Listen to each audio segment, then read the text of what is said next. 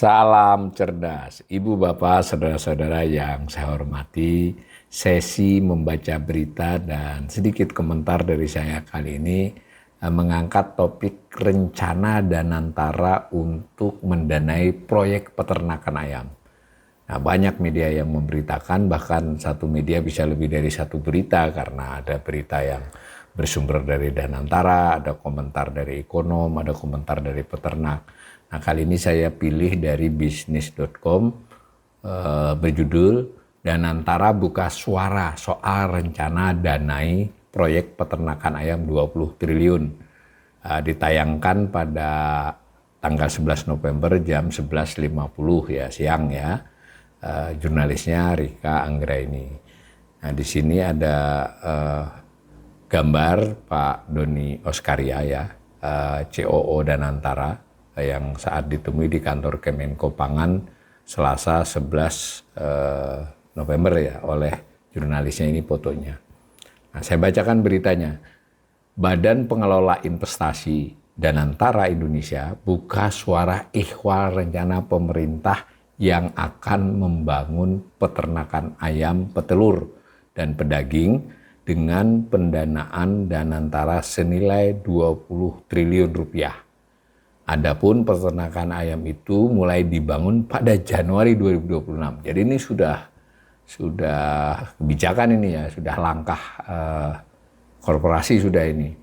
Nah, Chief Operating Officer COO Danantara Indonesia Doni Oskaria mengatakan saat ini pemerintah tengah mengkaji pembangunan peternakan ayam petelur dan pedaging mulai dari estimasi waktu hingga infrastruktur. Nah, Doni menjelaskan nantinya pemerintah akan mengeluarkan surat keputusan bersama SKB untuk penugasan membangun peternakan ayam. Nah, pemerintah juga berupaya untuk bagaimana kita bersuasembada dengan protein-protein ini. Berarti ini protein ayam petelur dan pedaging ya, telur dan daging ayam. Nah, dan Danantara tentu saja sebagai korporasi akan mengkaji dengan baik dan akan melaksanakan ini sesuai dengan kaedah korporasi yang baik, kata Doni saat ditemui di kantor Kemenko Pangan ya. Nah, apalagi Doni menyebut pemerintah membutuhkan banyak protein untuk kebutuhan program makan bergizi gratis yang merupakan program prioritas Presiden Prabowo Subianto. Ini kan terutama sekali untuk ketahanan pangan ya, dan apalagi dengan MBG kita membutuhkan banyak protein ya imbuhnya. Nah, jadi saya garis bawahi ini jelas Danantara sudah sangat serius akan masuk untuk mendanai proyek peternakan ayam, tapi kita belum tahu formatnya seperti apa ya. Tetapi jelas dihubungkan dengan soal kebutuhan ketahanan pangan. Tapi yang digarisbawahi lagi adalah untuk kebutuhan MBG. Nah, gitu. Nah, berita selanjutnya, sebelumnya Menteri Pertanian Andi Amran Sulaiman, jadi tadi sumber dari Doni Oskaria, sekarang dari Pak Andi Amran Sulaiman yang ditulis oleh jurnalis ini, mengatakan pembangunan peternakan ayam pedaging dan petelur tersebut akan difokuskan di wilayah-wilayah yang masih mengalami kekurangan pasokan ayam dan telur. Pendanaan dari Danantara akan dibangun di seluruh Indonesia yang kekurangan shortage untuk daging ayam dan petelur, kata Amran setelah rapat finalisasi program hilirisasi perkebunan dan industri bersama Menteri Investasi dan Hilirisasi sekaligus CEO Danantara Rosan Perkasa Roslani di kantor Kementerian Pertanian Jumat ini, jadi hari sebelumnya, ini berturut-turut nih ya. Nah, sampai sini kita melihat ini berarti ini adalah serius ini ya, tidak Danantara sebagai pendananya, tapi di sini ada Kementerian Pertanian, bahkan disebut-sebut juga ini dengan Kementerian Investasi yang saya tidak tahu dalam berita ini apakah Pak Rosan sebagai Kementerian Investasi dan Hilirisasi ya, karena ini ada hilirisasi perkebunan, atau sebagai CEO Danantara, ini kurang jelas di berita ini. Dan di atas tadi hari yang berbeda, yang lebih kini, yaitu tadi dari Oskarianya, COO-nya, berarti kan memang proyek tersebut benar-benar akan dilaksanakan. Dan nampaknya tadi ada sinyalemen di Januari 2020 sudah mulai dibangun ya, berarti kan kita tidak tahu dan ini Danantara seperti apa masuknya. Nah, Tapi menariknya begini ya, artinya ini kan kalau Danantara masuk dalam konteks senilai 20 triliun, rasanya itu ya nyaris tidak mungkin masuk ke mikro dan kecil ya itu. Kemungkinan besar kan ya masuk mesti ke peternakan besar.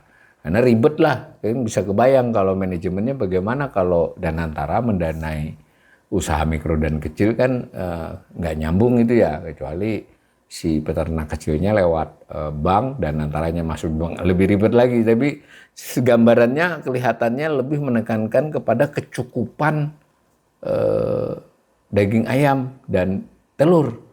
Nah, untuk mempercepat kecukupan itu dan antara investasi ya masuk akal sampai situ. Tapi tentu investasinya ini hanya masuk lebih make sense, dan apalagi dalam waktu dekat pasti masuk ke peternakan besar ya. Nah, itu kira-kira kalau saya tangkapnya. Terserah pemirsa menafsirkannya gimana, kita pasti menunggu. Nah, lalu ada berita lagi, sumber berita lagi, ini sudah 2 orang tadi, Doni Oskaria, kemudian Amran, Menteri. Nah, sekarang sumber beritanya adalah ekonom ya, pengamat ya. Nah, sementara itu Center of Economics and Law Studies, Celios. Nah, Celios ini lembaga think tank, ini memang biasanya salah satu lembaga think tank yang sangat kritis, mengkritisi rencana pemerintah melalui BPI Danantara Indonesia dalam menggelontorkan 20 triliun rupiah untuk membangun peternakan ayam pedaging dan petelur di Indonesia. Nah, Direktur Eksekutif Celios Bima Yudhistira menilai Danantara sebaiknya fokus dalam memperbaiki kondisi keuangan serta kinerja badan usaha milik negara, terlebih dahulu BUMN, sebelum melakukan ekspansi ke sektor peternakan.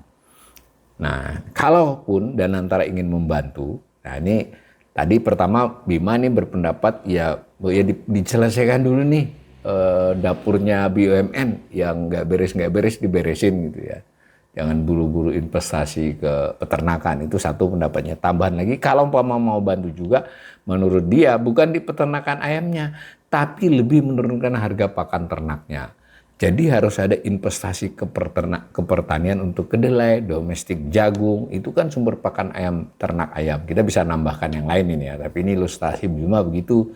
Disitulah kontribusi penting Danantara, bukan peternakan ayamnya, ujar Bima kepada bisnis. Masuk akal ya pendapat Bima ini. Jadi tadi sudah saya katakan di depan, kalau langsung masuk ke peternakan ya kemungkinan besar masuk ke yang besar. Kalau mau masuk ke yang besar, mending di bagian yang akan bisa menurunkan pakan. Menurunkan pakan ya bisa investasi ke kedelai dan jagung, itu artinya domestik jagung, yang sumber pakan ternak, tapi mungkin bisa ditambahkan pengolahan pangan misalnya masuk untuk menyaingi pakan ternak supaya harganya bisa turun. Kenapa tidak ke situ kira-kira Danantara, bukan langsung ke peternakannya. Argumen ini masuk akal ya. Nah, menurutnya, kembali dikutip Bima, pembangunan peternakan ayam berskala besar justru berpotensi mengulangi kesalahan lama dalam struktur rantai pasok, di mana perusahaan besar mendominasi sektor pangan dan bibit ayam (DOC) ya. Hal ini bisa merugikan peternak kecil karena sistem kemitraan yang timpang dan tekanan harga di tingkat peternak mandiri. Nah, ini bagus nih sudut pandang Bima. Jadi dulu memang beberapa kali kesalahan itu terjadi. Jadi kalau main masuk ke perusahaan besar, lalu nanti mendominasi sektor pakan, bibit, ini yang rugi peternak kecil, baik karena kemitraan ataupun karena buat peternak yang mandiri. Tekanannya pada mereka kuat. Pakan ternaknya yang akhirnya membuat sistem kemitraan dengan peternak lokalnya jelek, tidak menguntungkan. Kemudian di peternak mandiri juga terjadi tekanan harga, akhirnya begitu ucap Bima ini ya. Selain itu Bima juga memandang skema pembangunan peternakan itu berpotensi membebani keuangan Danantara. Terlebih jika melibatkan penyertaan dividen atau aset BUMN sebagai agunan. Di sisi lain, Celios menilai sejumlah wilayah yang kekurangan pasokan ayam dan telur sebenarnya memiliki sumber protein alternatif berupa protein lokal seperti ikan laut, ikan air tawar, maupun udang hasil budidaya. Jadi banyak pengganti protein lokal, apalagi kalau tujuannya peternakan ayam ini untuk memasok MBG. Jadi harus lebih mendorong pemanfaatan dibanding membuat skala besar atau skala besar peternakan ayam. Pungkasnya, saya kira ini perlu diperhatikan nih pendapat Bima. Dan kalau kita kaitkan dengan narasi tentang MBG sejak dimulai atau bahkan sebelum dijalankan, itu jelas MBG untuk mengembangkan perekonomian lokal, untuk tentu dalam konteks ini UMKM ya. Memang saya baca di berita lain ada pernyataan juga ini kalau peternakan besar akan menyerap tenaga kerja dan wah, kalau ini kan jadinya jadi beda lagi kan. Ya sebagai pekerja di peternakan besar kan, bukan sebagai membantu akan membunuh si UMKM-nya. Kurang lebih begitulah. Nanti kita lihat yang jelas ide 20 triliun dan antara akan disalurkan untuk membiayai pembangunan peternakan ayam, pedaging maupun petelur itu, ya saya kira termasuk ide yang agak sebagai ekonom saya juga menganggap agak aneh dan sedikit lucu ya. Tapi kita lihat nanti bagaimana selanjutnya.